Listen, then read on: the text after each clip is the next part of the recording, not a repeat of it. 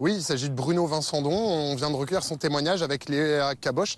Il nous raconte sa journée d'hier soir un petit peu particulière, à visage découvert. Pourquoi il peut faire ça? Eh bien, c'est parce que il a une étiquette syndicale du syndicat Alternative Police et ce qui l'autorise à s'exprimer de cette manière dans les médias. À 19h30, quelques minutes avant les faits, regardez, on va juste tourner la caméra. Il est de l'autre côté de la Garonne avec deux équipiers avec lui quand ils entendent à la radio une menace au couteau. La suite, eh bien, je vous laisse l'écouter de sa bouche. Il raconte très longuement cette soirée un petit peu particulière. Écoutez-le, c'était au micro de Léa Caboche.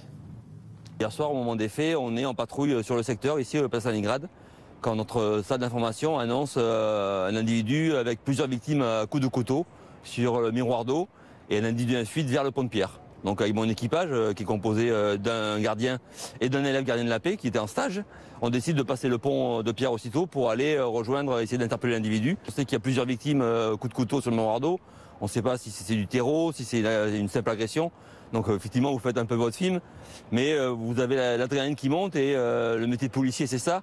Et on s'engage sans réfléchir, en fait. On y va, on veut l'interpeller, l'individu, et pour le remettre à la justice et puis pour l'intercepter, en fait. Voilà. On se dit, on y est. On se dit ça allait arriver, hein. Bordeaux avait été encore un peu pas exposé. C'est la première chose qu'on pense dans la voiture quand on entend plusieurs victimes par couteau sur un miroir d'eau et un individu en fuite. On pense tout de suite à ça. On a un signalement qui peut nous faire penser à ça, un individu avec une djellaba, choses comme ça. Donc tout de suite, vous avez ça qui se met en route et c'est pour ça que je vous dis que la tension monte tout de suite et que le but du jeu, c'est de retrouver l'individu le plus rapidement possible pour le neutraliser, soit l'interpeller si on peut l'interpeller, soit comme ça s'est passé. Là, il cherche mon collègue avec le couteau. Mon collègue n'a pas le choix. Il est équipé, il est ce qu'on appelle nous, de niveau 2, c'est-à-dire qu'il est là, il est formé pour les tueries de masse. Il a donc un fusil d'assaut. Et donc il est là pour neutraliser l'individu avec le fusil d'assaut comme c'est prévu et comme c'est prévu par la loi également, vu qu'il est attaqué par le même individu. Quand on passe le pont de Pierre, on arrive au niveau de la porte de Bourgogne et tout de suite quand on sort de la voiture, on entend les détonations de coups de feu qui sont assez caractéristiques.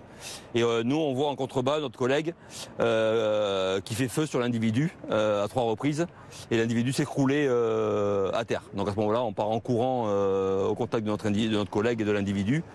On écarte notre collègue pour le mettre un peu à l'abri et on va au contact de l'individu. On s'assure, la première chose, qu'il n'y ait pas la procédure, c'est de regarder qu'il n'y ait pas d'explosifs, si jamais c'est du terrorisme, une chose comme ça.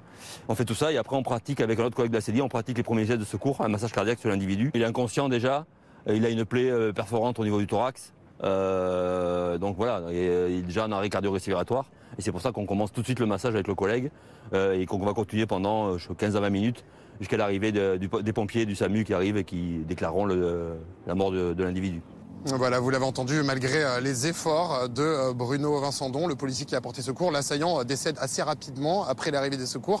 Mais derrière, c'est le début d'un long travail. Il faut sécuriser toute la zone. Il faut vous imaginer, ici, à Bordeaux, on est sur les quais de Garonne. C'est un endroit extrêmement fréquenté. Il y a beaucoup de monde. C'est à la fois familial. Il y a également des jeunes qui viennent ici pour boire un coup. Il y a énormément de terrasses. Donc beaucoup de monde hier soir et forcément beaucoup de curieux qui viennent autour et qui peuvent potentiellement polluer la scène de crime. Donc tout le travail ensuite de ce policier, c'était de tout sécuriser afin que la police scientifique puisse venir et faire son travail et permettre le début de l'enquête qui a désormais commencé.